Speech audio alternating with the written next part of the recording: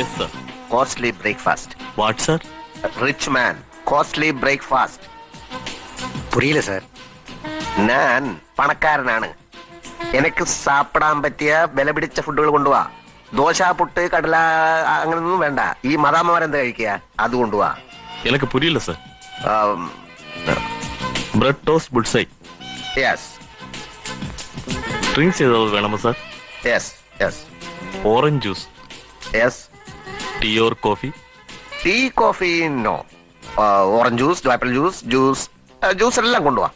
Thank you sir.